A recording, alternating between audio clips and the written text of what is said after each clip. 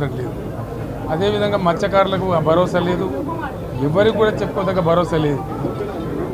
ఇందులో విశేషం హైలైట్ ఏంటంటే ఆర్థిక మంత్రి ప్రతి మాటను ఒత్తి ఆ డబ్బు వచ్చినప్పుడు అదేందుకు పెద్ద మహాప్రపంచ విజయంలాగా ఒత్తి చెప్పడం తప్ప కొత్తది ఏమీ లేదు. ఒత్తి పలుకులు పలకడం తప్ప కొత్తగా చెప్పింది ఏమీ లేదు. ఒక కొత్త సంక్షేమ పథకం కానీ ఏది కూడా లేదు. మహిళల పట్ల కూడా చాలా స్పష్టంగా చెప్పాల్సిన అవసరం ఉండే, కానీ వాళ్ళు మేము 1,00,000 కోట్లు ఇస్తాం అన్ని రుణాలు, ఆ రుణాలు వీలేదో ఇస్తున్నట్టుగా అది ఆల్రెడీ ఉన్న స్కీమే, నథింగ్ న్యూ అబౌట్ ఇట్, ఏమి లేదు. వెరసి ఇష్యూ యాజ్ ఏ హోల్. దురదృష్టం ఏంటంటే, చాలా బ్యాడ్ లక్ ఏంటంటే, మేము కూడా ప్రభుత్వం ఏర్పడిన తర్వాత కనీసం ఒక 6 మాసాల సమయం వాళ్ళకి ఇవ్వాలని మేము అనుకున్నాం. నేను కూడా శాసనసభకు పెద్దగా రాలేదు, కానీ ఈరోజు బడ్జెట్ చూస్తే ఏ ఒక్క పాలసీ ఫార్ములేషన్ జరగలేదు. రాష్ట్రానికి సంబంధించినటువంటి ఏ ఒక్క విషయంలో కూడా ఈ అర్భక ప్రభుత్వం ఇప్పటి వరకు పాలసీ ఫార్ములేషనే చేసినట్టుగా కనపడతలేదు. వ్యవసాయం ఉంది, మాకు స్పష్టమైన అవగాహన ఉండే ఈ రాష్ట్రంలో వ్యవసాయ స్థిరీకరణ జరగాలని మేము 2 పంటలకు కూడా ఇచ్చినాం రైతు బంధు. వీళ్ళు ఎగ్గొడతామని చెప్తా ఉన్నారు. మేమేదో రైతులకు ఇచ్చిన డబ్బును దాన్ని పాడు చేసినాము, చెడగొట్టినాము, దుర్వినియోగం చేసామన్న పద్ధతిలో దురదృష్టకరమైన వ్యాఖ్యలు చేస్తూ ఉన్నారు. అంటే ఇది పూర్తిగా రైతు శత్రు ప్రభుత్వం అనేది తెలుస్తూ ఉంది. ధాన్యం కొనుగోలు చేయలేదు, విద్యుత్ సరఫరా చేయడం లేదు, నీళ్లు సరఫరా చేయడం లేదు, చాలా ఇబ్బందులు పెడతా ఉన్నారు. ఇంకా రైతు భరోసా, రైతు బంధు గురించి ఇంకా ప్రస్తావనే లేదు. ఎప్పుడు వేస్తారని మా ఎమ్మెల్యేలు అడిగితే కూడా కనీసం సమాధానం చెప్తలేరు. కాబట్టి రైతులను వంచింది ప్రభుత్వం, వృత్తి కార్మికులను వంచింది. ఒక్క పాలసీ, ఇండస్ట్రియల్ పాలసీ ఏమిటి? ఏమి లేదు. బట్టి గ్యాస్ ట్రాష్ పంచరంగ ఈస్మాన్ కలర్ లాగా చెప్పడం తప్ప, స్టోరీ టెల్లింగ్ లాగా ఉన్నది తప్ప బడ్జెట్ చెప్పినట్టు లేదు. రాష్ట్రంలో వ్యవసాయ పాలసీ ఏమిటి, పారిశ్రామిక పాలసీ ఏమిటి, ఐటీ పాలసీ ఏమిటి, ఇంకా ఇతర అనేక పాలసీలు, పేద వర్గాలకు సంబంధించిన పాలసీ ఏమిటి అనే దాని మీద ఏ ఒక్క దాని మీద కూడా గ్యాసు ట్రాషే తప్ప, చిల్లర మల్లర ప్లాట్ఫామ్ స్పీచ్ లాగా ఉంది తప్ప అది బడ్జెట్ ప్రసంగం లాగా లేదు. రాజకీయ సభలలో చెప్పినట్టుంది తప్ప ఏ ఒక్క పాలసీని కూడా నిర్దిష్టంగా ఈ పనిని మేము ఎట్లా సాధిస్తాం, మా గోల్స్ ఇవి, మా టార్గెట్స్ ఇవి అనే పద్ధతి కానీ పద్దు కానీ లేదు. విజ్ఞప్తి చేసినాం. 3 సార్లు ప్రధానమంత్రిని కలిసిన, 18 సార్లు వివిధ మంత్రులను కలిసినాం. ప్రతి ఒక్కరిని కలిసి తెలంగాణ రాష్ట్రానికి రావాల్సిన బయ్యారం ఉక్కు కర్మాగారం గురించి, రైల్వే కోచ్ ఫ్యాక్టరీ గురించి, గిరిజన యూనివర్సిటీ గురించి, IIIT గురించి, IIM గురించి, మూసీ పరివాహక ప్రాంతం అభివృద్ధి కోసం, రీజనల్ రింగ్ రోడ్డు కోసం, పాలమూరు రంగారెడ్డి ఎత్తిపోతల ప్రాజెక్టు కోసం, ఈరోజు ఈ రాష్ట్రంలో జరగవలసిన అభివృద్ధి కోసం, సెమీ కండక్టర్స్ కోసం, అదేవిధంగా ఐటీ పరిశ్రమల కోసం, ఈరోజు ఫార్మా పరిశ్రమల కోసం అనుమతులు ఇవ్వండి, మీరు నిధులు ఇవ్వండి అని చెప్పి ఈరోజు వారిని కలిసి మేము విజ్ఞప్తి చేయడం జరిగింది అధ్యక్ష. ఇవన్నీ కూడా ప్రజాస్వామిక స్ఫూర్తితో పనిచేయాలన్న ఆలోచన, అంతే తప్ప ఎవరి దగ్గరనో వంగిపోవడమో ఎవరి దగ్గరనో లొంగిపోవడానికి ప్రయత్నం చేయలేదు అధ్యక్ష. ఇన్ని ప్రయత్నాలు చేసినా కేంద్ర ప్రభుత్వం మన పట్ల వివక్ష చూపించింది. ఇది వివక్షనే కాదు, కక్షాపూరితమైన చర్య అని చెప్పి నిర్ద్విధంగా సభ ఖండించాలి అని చెప్పి ఈరోజు ప్రత్యేకంగా రోజు మొత్తం ఈ సభలో చర్చ పెట్టి ప్రతి సభ్యుడికి అవకాశం ఇచ్చి మీ అభిప్రాయాలు చెప్పండి, నిక్కచ్చిగా మీరు చెప్పే అభిప్రాయాన్ని కేంద్ర ప్రభుత్వానికి తెలియజెప్తామని చెప్పి ఈరోజు ఈ సభలో చర్చకు తీసుకున్నాం అధ్యక్ష. కానీ జరుగుతున్న పరిణామాలు మీరు చూసారు కదా అధ్యక్ష. అసలు విషయాన్ని పక్కదోవ పట్టించి ఇక్కడున్న ప్రభుత్వాన్ని దోషిగా నిలబెట్టాలని, నరేంద్ర మోడీని కాపాడాలని, లేదా నరేంద్ర మోడీ గారి పార్టీలో మేము ఉన్నాం కాబట్టి ఆ పార్టీని సమర్థించాలని, ఇట్లా వివిధ రకాలుగా ఈరోజు ఇక్కడ చర్చ జరుగుతున్నది అధ్యక్ష.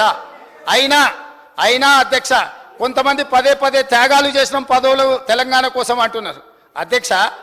ఎమ్మెల్యే కాకముందే ఆ వ్యక్తులను మంత్రులను చేసింది కాంగ్రెస్ పార్టీ అన్న సంగతి ఆ వ్యక్తి మర్చిపోతే తెలంగాణ సమాజం మర్చిపోదు అధ్యక్ష. ఏది లేనప్పుడు, ఏ దిక్కు ఏ దివాణం లేనప్పుడు, వార్డు మెంబర్ కానప్పుడు ఆ రోజు మంత్రి పదవి ఇచ్చింది కాంగ్రెస్ పార్టీ, శ్రీమతి సోనియా గాంధీ గారన్న సంగతి వారు మర్చిపోతే ప్రజలు క్షమించరు అధ్యక్ష. అదేవిధంగా అధ్యక్ష, ఈరోజు కొన్ని అంశాలను నేను మీ ముందు ప్రస్తావించదలుచుకున్నా అధ్యక్ష. నేను ఎక్కువ రాజకీయాల జోలికి పోదలుచుకోలేదు. రాజకీయపరమైన చర్చలకు ఇంకా చాలా రోజులు సభ సమావేశం ఉంది. అవసరమైనప్పుడు తమరు అనుమతి తీసుకొని తప్పకుండా అన్ని విషయాలు అన్ని వివరాలు ఈ సభ ద్వారా తెలంగాణ ప్రజలకు నేను చెప్తాను అధ్యక్ష. అధ్యక్ష, 2-3 ప్రధానమైన అంశాలను నేను ఈరోజు ప్రస్తావించదలుచుకున్నది అధ్యక్ష. ఈ సభలో దేశంలో జరుగుతున్న పరిణామాలను ఈ సభ ద్వారా తెలంగాణ సమాజానికి చెప్పాల్సిన అవసరం ఉన్నది అధ్యక్ష. ఎందుకు అనంటే మనం ఈ సభలో ఇక్కడ జరుగుతున్న పరిణామాలను నిశ్చితంగా గమనిస్తున్నారు. కేంద్ర ప్రభుత్వం పట్ల మన వైఖరి ఏంది, కేంద్ర ప్రభుత్వానికి మన పట్ల ఉన్న వైఖరి ఏంది అనేది కూడా ఈరోజు తెలంగాణ సమాజానికి చెప్పాలి అధ్యక్ష. అందుకే అధ్యక్ష, ఈరోజు దేశంలో ₹1 తెలంగాణ రాష్ట్రం ₹1 కేంద్ర ప్రభుత్వానికి పన్నుల రూపంలో చెల్లిస్తే తెలంగాణ రాష్ట్రానికి తిరిగి కేంద్ర ప్రభుత్వం ఇస్తున్నది 47 పైసలు అధ్యక్ష. కానీ అదే బీహార్ రాష్ట్రం ₹1 పన్ను చెల్లిస్తే బీహార్ రాష్ట్రానికి ₹7.26 వాళ్లకు తిరిగి వస్తున్నాయి అధ్యక్ష. ఉత్తరప్రదేశ్ పరిస్థితి అదే అధ్యక్ష. అదే విధంగా అధ్యక్ష, గత 5 సంవత్సరాలలో తెలంగాణ నుండి ₹3,68,000 కోట్ల పన్నుల రూపంలో తెలంగాణ ప్రజలు కేంద్ర ప్రభుత్వానికి చెల్లిస్తే కేంద్ర ప్రభుత్వం తిరిగి తెలంగాణకి ఇచ్చింది ₹1,68,000 కోట్ల అధ్యక్ష. అంటే ఈరోజు తెలంగాణ రాష్ట్రం చెల్లిస్తున్న పన్నులు తిరిగి కేంద్ర ప్రభుత్వం మనకిస్తున్న నిధులు ఇది అధ్యక్ష. ఈరోజు చాలా మంది కేంద్ర ప్రభుత్వం మీకు అమృత్ ద్వారా మీకు 3,500 ఇచ్చిండ్రు, 3,500 కోట్లు ఇచ్చిండ్రు. నేను అడుగుతున్నా, లేకపోతే ఇంకేదో ఇచ్చిందని. ఏం గుజరాత్లో మోడీ గారి ఎస్టేట్లు అమ్మి మనకేమన్నా ఇచ్చిండా అధ్యక్ష? లేకపోతే ఆయన జాగీర్దార్ భూములు ఏమన్నా అమ్మి మనకేమన్నా గుజరాత్ నుంచి మనకేమన్నా అదనంగా ఇచ్చిండా అధ్యక్ష?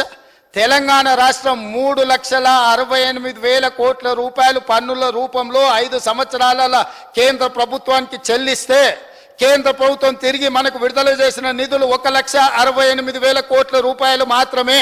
ఇది ఎవరి దయా దాక్షిణ్యం కాదు, ఎవరి ఆస్తులు మాన్యాలు అమ్మి తెలంగాణ రాష్ట్ర ప్రజలకు ఇవ్వలేదు అధ్యక్ష. ఇది ఎవరి దయా దాక్షిణ్యం కాదు, మన హక్కులు మనకి ఇవ్వకపోవడం వల్ల, చట్టం రూపంలో పార్లమెంట్లో చేసిన శాసనాలను ఉల్లంఘించడం వల్ల ఇవాళ ఈ అంశం మీద ఇవాళ చర్చించాల్సిన పరిస్థితి వచ్చింది అధ్యక్ష. అదేవిధంగా అధ్యక్ష, ఈరోజు నేను ఇంకొక మాట చెప్పదలుచుకున్నాను అధ్యక్ష.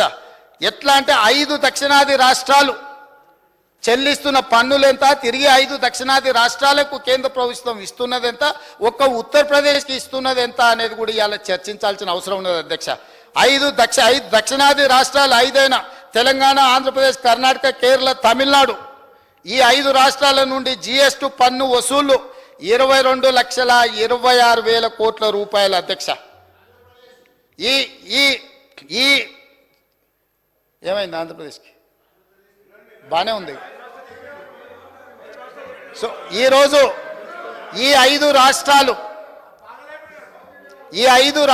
కలిసి పన్నుల రూపంలో చెల్లించింది 22,26,000 కోట్ల అధ్యక్ష. కానీ తిరిగి ఈ 5 రాష్ట్రాల కేంద్ర ప్రభుత్వం ఎంత ఇచ్చిందంటే 6,42,000 కోట్ల మాత్రమే.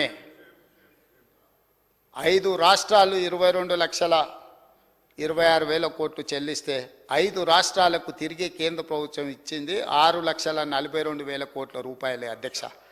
అదేవిధంగా ఒక్క ఉత్తరప్రదేశ్లో పన్నుల రూపంలో 3,41,000 కోట్లు చెల్లిస్తే ఉత్తరప్రదేశ్కు 6,91,000 కోట్ల తిరిగి కేంద్ర ప్రభుత్వం చెల్లించింది అధ్యక్ష. మన 5 రాష్ట్రాలకు ఇచ్చిన నిధుల కంటే ఒక్క ఉత్తరప్రదేశ్కే అత్యధికంగా ఇస్తున్నారు అధ్యక్ష. ఉత్తరప్రదేశ్ నుంచి కేంద్ర ప్రభుత్వానికి GST పన్నుల